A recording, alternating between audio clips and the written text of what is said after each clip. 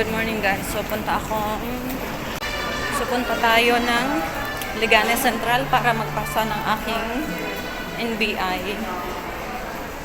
So, chinek yung card ko dahil unlimited. Pwede daw sa lahat ng zona. Baba natin ay Puerta del Sur. Then, transfer tayo ng Linya 12.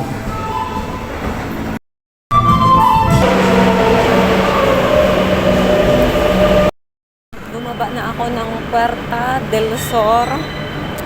So, tayo ay mag-transfer ng 12 Metro Sur.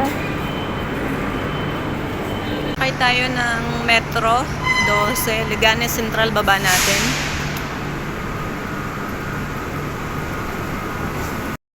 So, nag-exit na ako ng Liganes Central. So, may 8 minutes na paglalakad. So, hanapin ko pa siya. Yan, at last, nakarating ako. So, walang data. Nagtanong-tanong lang ako. Medyo mahirap nga siyang hanapin. Kasi from Metro, 8 minutes. So, ito na nga. 12:30 ang aking appointment. So, kailangan talagang may appointment dito. Kasi ipapakita doon sa my guard. So, medyo madami kami. Tapos na ako, super bilis. Nag-encode lang, tapos nagbigay na ng NA number ko. So, yun na guys. Super bilis. Ayan, pauwi na tayo. So, nakarating tayo ng opisina de Estrangeria ng walang data. Yun, kapal ng mukha lang ang ginamit ko. Yan, tanong ng tanong. Kahit hindi ko naiintindihan, sige, izquierda, derecha, recto, hala. Pero may napagtanungan ako na African. Siyempre, doon ako nagtanong at alam ko. Alam niya tong office kasi yung mga matatanda dito, hindi niyo alam yung office. Yung ano dito, address. So, ayun na nga. So, ang bilis. Magbabayad na lang ng tax. Then, antay ng, sabi niya, 4 to 5 months. Ayan. So, hope na ako ay makakuha ng tarjeta agad-agad.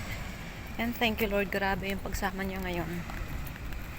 Hey guys, 1975, matanda pa sa akin. So, pasok tayo dito. Order tayong kape. Donut. Traditional donut. Ito yung ano nila, grabe, ang tanda na niya. Kaya, wala akong bala kumain, pero napakain ako dito. Ito yung kape ni Senyor. Punong-puno.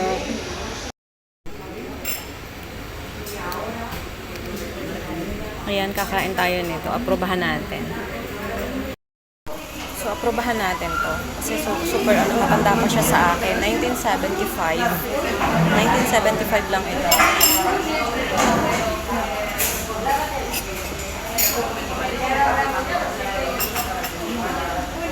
Ay, ang sarap ng kape niya.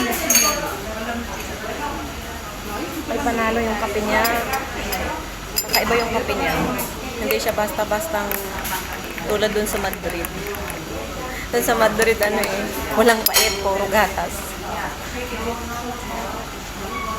Ang sarap ng kape niya. Your coffee, senor, it's good. A little bit of only milk.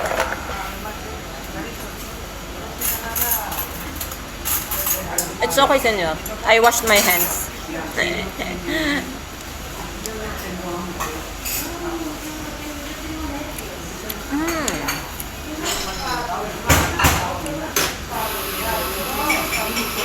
Binibigyan niya ako ng kutsara tinidor. Ang sarap niya. Parang may flavor ng narangka. Orange. Wala akong balak kumain ha. Walang balak akong magkape. Nung nakita ko yung taon 1975. Napapasok ako. Akalain mo, namana pa nila to sa ano. Ang sarap ng kape nila.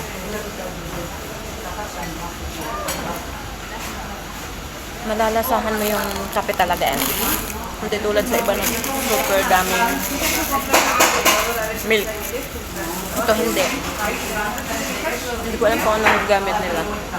Mexican coffee, Arabica. Ang sarap niya.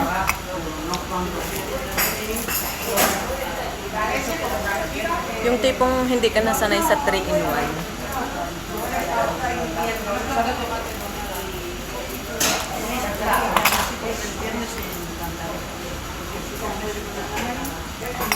Guys, ang init sa Madrid pero kape pa rin. Coffee is life.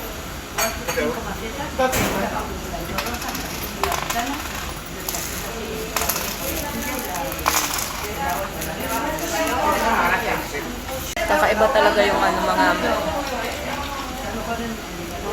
pagkain nung una. The best pa rin talaga. Alam mo yun, yung ang tagal na pero na-preserve nila yung recipe, yung business nila. Daming ganun dito sa Espanya.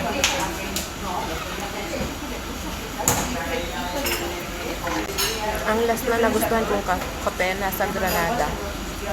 Ang sarap din. Tapos yung sa Estrella na restaurant.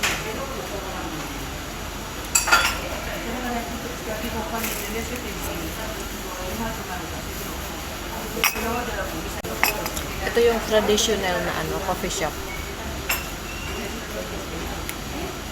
Hindi siya yung tipong yung parang classy. Very ano, traditional. Kaya ang mga pumapasok dito mga matatanda. Ang laki din tong tasa niya.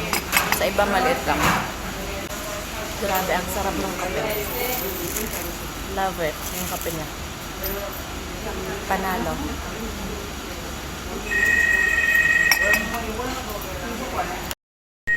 Ito yung loob niya.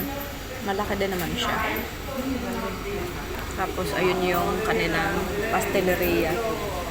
Binayaran ko lang $2.70. Sobrang mura. Mag-take out ako ng kape. Ang sarap niya kasi. Ayan, nagkape lang talaga ako. At dahil nagustuhan ko talaga yung kape, ayan, nag-take out pa ako, diba? O, saan ka pa? O, guys, thank you so much. Pag pumunta kayo dito ng Espanya, try nyo yung mga traditional na coffee shops, na mga, yung matanda pa sa inyo. Grabe, ang sarap ng kape nila. Hindi ka madi-disappoint. Kasi kapag alam mo na yung coffee talaga na masarap, amoy pa lang, alam mo nang masarap.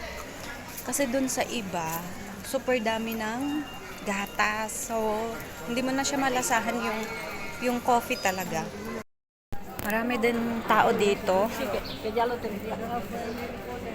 So, pero hindi siya katulad ng Madrid na napaka maingay, maraming tao. Ang maganda dito, ano ba, tahimik. Parang hindi mo hinahabol yung oras. Yung saktong maglalakad ka lang ng relax.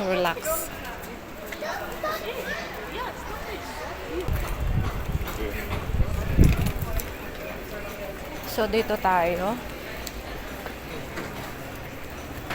Since kailangan mong tumawid dito,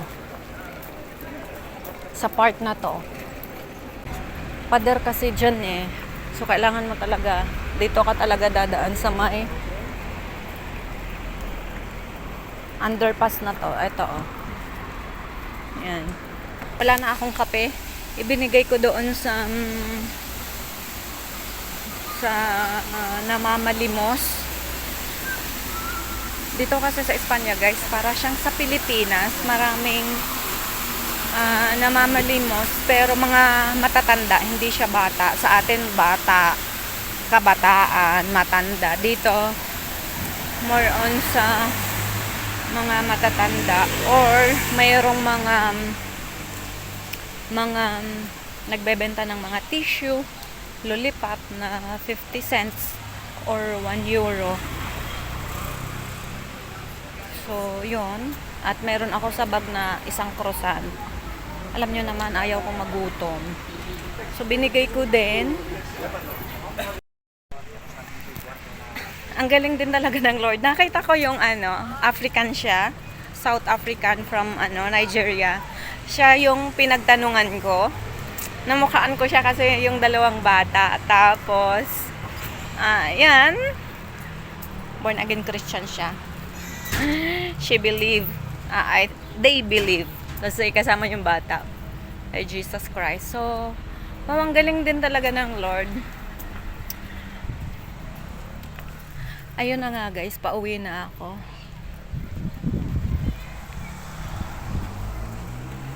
Ayan, tumawid nga ako ng wala sa tawiran. Ayun, doon tayo sa doon tayo sa mga nanghihingi.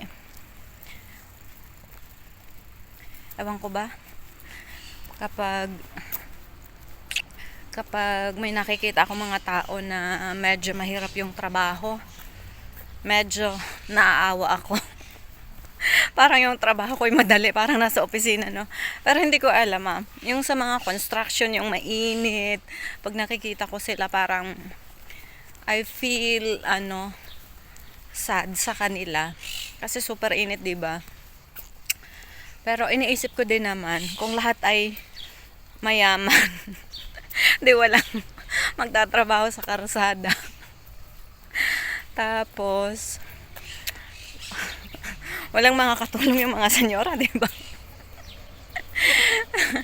Merong thoughts akong ganon. So, talagang balance nga, talagang, but we need each other para magtulungan talaga. Mapa-spiritual, physical, or emotional. We need someone to help us. And, they need us also para to help them. So, yun guys. Parang, doon ko na, sabi ko nga kay Ate G, parang wala akong mercy outside. Then, God reminded me na, oo nga, naawa ako kapag yung may nakikita akong mga nagtatrabaho outside na mainit, mahirap nakikita ko. Tapos, yung makikita mo outside, physically, yung kanilang mga trabaho. So, yun. At yun na nga guys. Salamat sa Lord. Wala pang 12:30. Parang 10 minutes lang ako. At natapos. Super bilis. Yan, kapal ng mukha. At lakas ng fighting spirit. Ang Lord naman ang nagbibigay sa atin nun, diba? So yun, praise the Lord. At tapos na ang aking pagpasa ng mga papel. Wala na akong ipapasa kundi yung mga tax, pero through online na yun. So meron naman yung tumutulong sa akin. So doon sa mga katulad ko na nag-aayos ng papel or mag-aayos pa ng papel, pwede nyo akong i-message at i-recommend ko si Ate Marisa. Walang bayad ako wala akong service charge. Free. Bigay ko ang number sa inyo. Mabilis Ate Marisa. So, yun lang. Thank you so much for watching guys. Adios.